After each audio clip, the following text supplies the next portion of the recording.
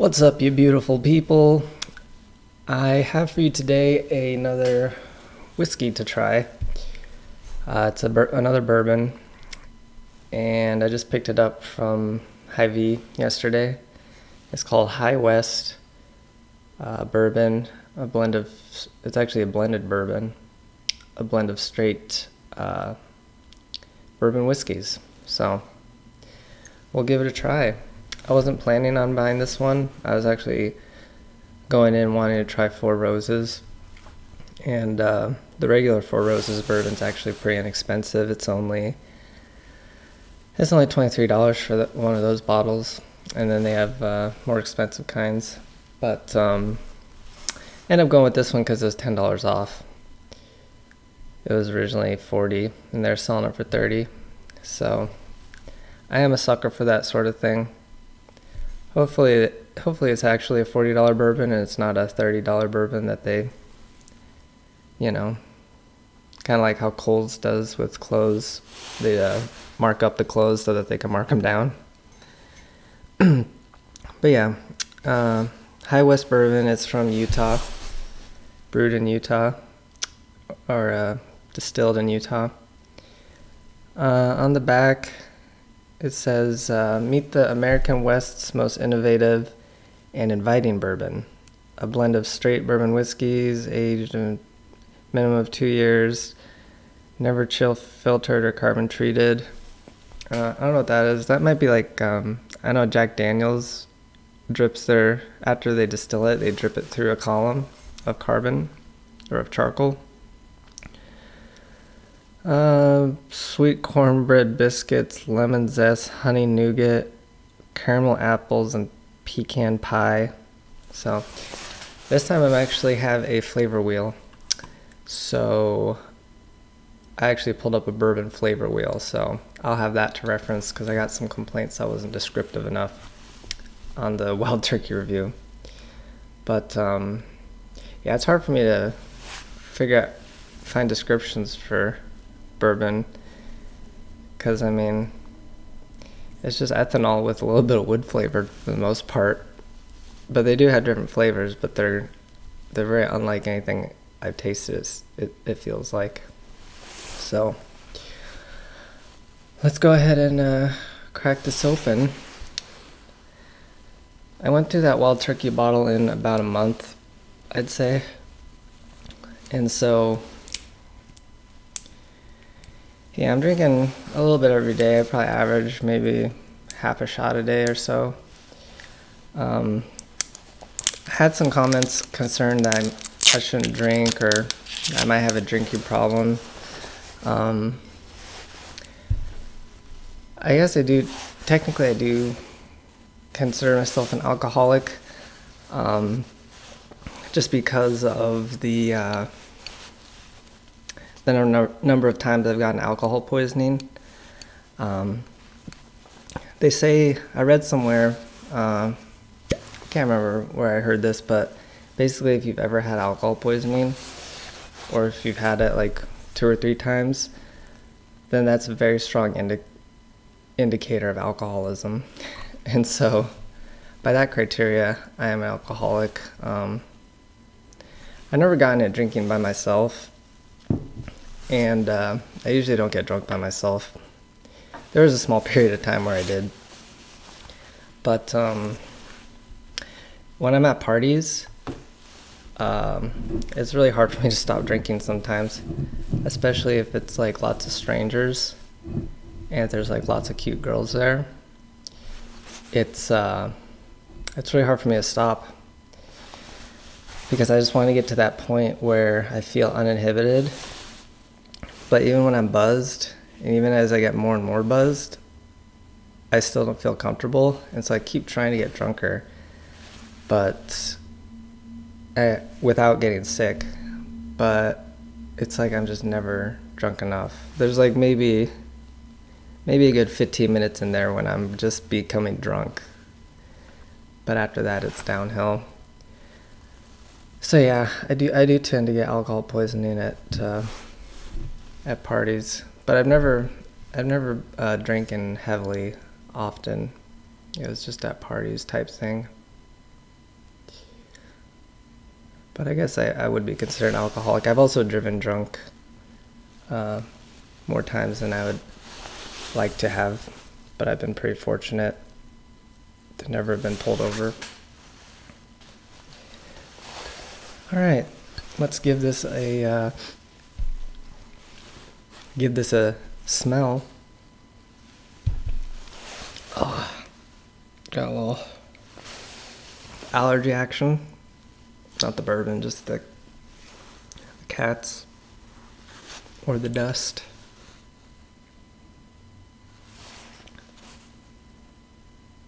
Let's pull up the wheel. I'm gonna say vanilla and pecans. There you go, pecans. Yeah, I could see pecans.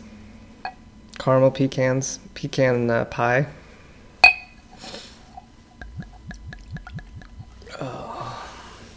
It's a very Western bottle, like a Wild West. It even has a horseshoe on the... What's this called? You know, this style where they can actually emboss into glass like that? Does anyone know what that's called? It's kind of a cool technique. Alright, so we got our glass here.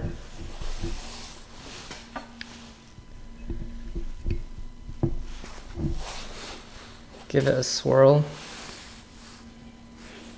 Oh. This one's a little bit more ethanol-y, I'd say. A little bit more of the rubbing alcohol scent.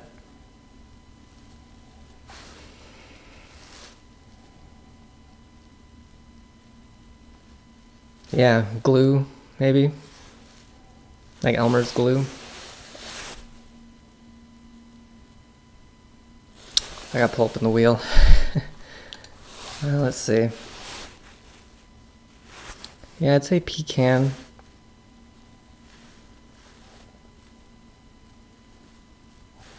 I wouldn't really call it fruity. More nutty. Vanilla, of course. Let's taste it.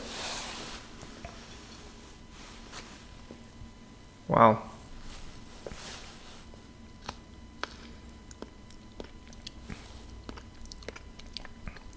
That's a lot different than wild turkey.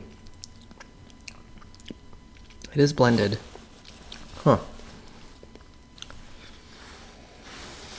It's so hard to describe, but it's very distinctive from wild turkey.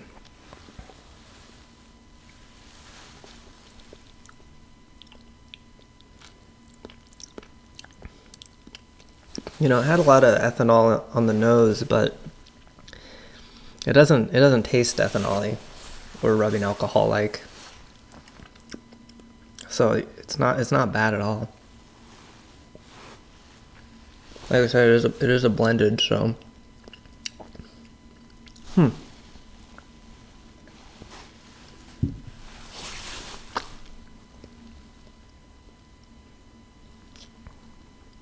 Got here in the wheel.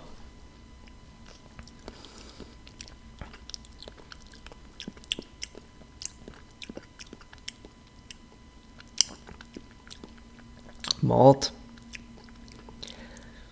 I guess liquid malt, distilled malt.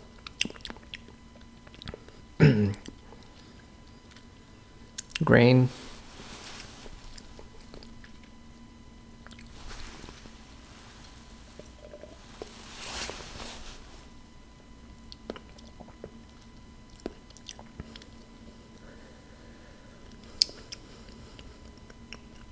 Yeah. I don't know, it's hard to describe these things. It's a bit sweet. I mean, that's the ethanol, so. Definitely not bad. Unique. I think the fact that it's blended makes it pretty unique. Lemon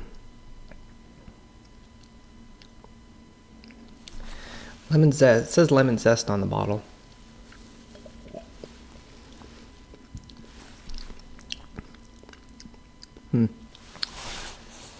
Yeah, definitely a bright whiskey. I'd say most of them are probably around 2 to 3 years. Most of the bourbons that they blended into this one are probably about 2 to 3 years. And yeah, grains, malts, corn, pecans, mostly on the nose, and yeah, smells of ethanol, but really doesn't taste of it.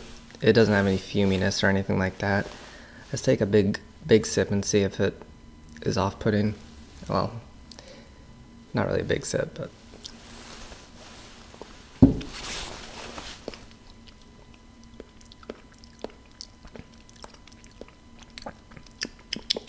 yeah, perfectly fine, not bad, nothing too crazy. But you know, if you want something a little different than your than your typical straight bourbons, you know, I mean, it's a blend of straight bourbons, so it gives you a little different flavor than a regular straight bourbon would. I'd say a little less heavy on the vanilla and more heavy on the grains and the malts. So yeah, not bad. I'll see if how fast I go through this bottle. A bottle a month isn't too bad, I don't think. It is, if you add it up, it's about $400 a year, which isn't great, you know, for something that you really don't need.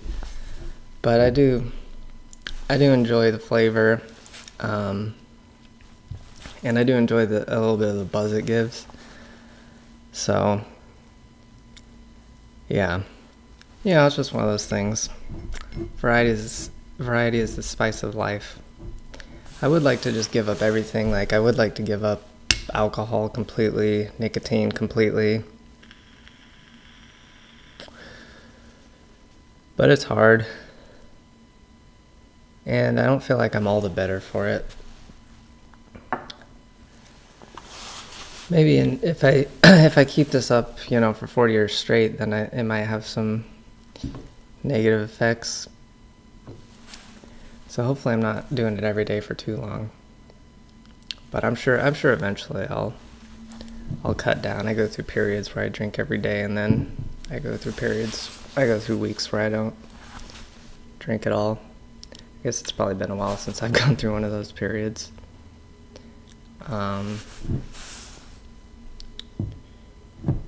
Yeah, I did go to meetings for a while. I was accompanying a friend. My friend was going to AA meetings. And I kind of thought it could help maybe, because, you know, they talk about the heart-shaped hole and the God-shaped hole. And I was like, oh, maybe that's what's wrong with me. Maybe I have some sort of God-shaped hole in me.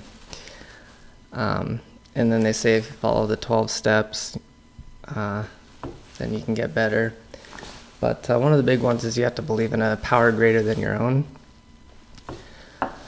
And I've had a lot of commenters recommending to me Jesus, but I've just never had it in me to believe in a power greater than myself. I believe it's possible, but I don't see any evidence for it.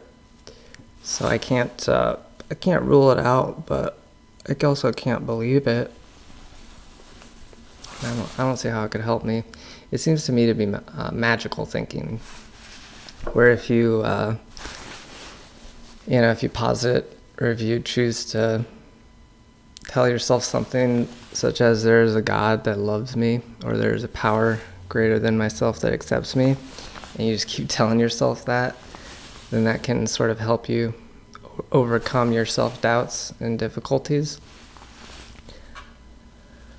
But it's just never something I could get behind. But it does help lots of people. And yeah, lots of people do have problems with alcohol, and they get physically dependent on it. But to me, I've never gotten into it that much. So that's good, I guess.